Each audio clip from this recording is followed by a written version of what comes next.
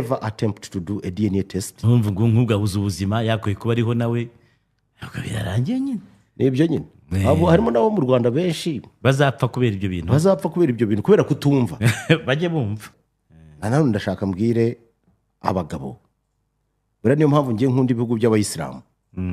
Nta ibikorwa byose bikorwa n'abagore ntibajya babivangamo abagabo. Urugero usanga nk'abajenekologe nk'umugore niba agiye kureba umuganga w'abadamu haba hari ab'abagore, ababyaza b'abagore, ku buryo umugabo yemerewe gusa kureba umugore we mu rwego rwo kurinda abantu irari.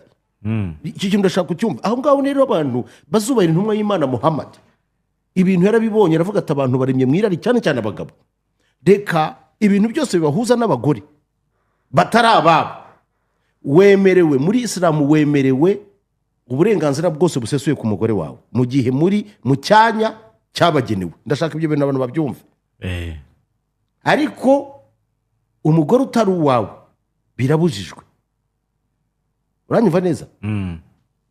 Aha ngaha rero ndagaruka ku bintu numvise uvuga by'umugusirikare wavuye mu butumwa kica umuntu. Hano nari ngiye kugera. Ibi rero ndashaka babwire.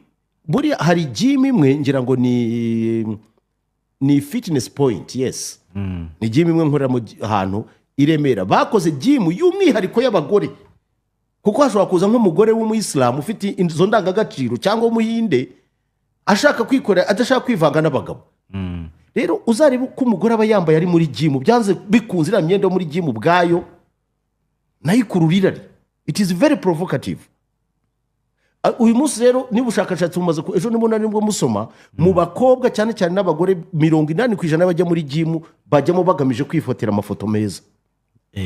Ku buryo afata umwanya kifotora ugasanga ya postinze iriya myenda muri gym. It is very provocative. Nukuvuga ngo bisobanuye ko ari imyenda isembura irari. Cyangwa murabizi ko irari mu mpana abagabo dufite irari ririmo. Ibi ndashaka abantu mu byumve. Waba ubwiriza ubutumwa mumenye yuko tugomba guhangana naryo, ariko abagabo turemye mwirari.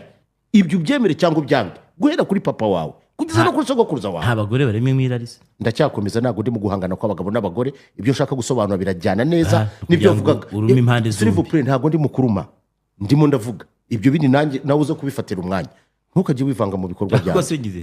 Nyine ikibazo cyo kuvuga n'uyu musirikare w'umunyakenya wavuye mu butumwa bw'akazi muri Somalia asanga ngiye byo sobanura bikaguhubuka. Ikirimo ni kirero abagabo, irari ry'abagabo rihora rigurumana, irari ry'abagore rirahari. Naryo ni cyo bashaka kumvuga. Nabo bagira irari, ariko imiterere ry'abagore risaba kubanza kurisembura, ariko iry'abagabo ryo riba rigurumana. Burya ni ukuvuga ngo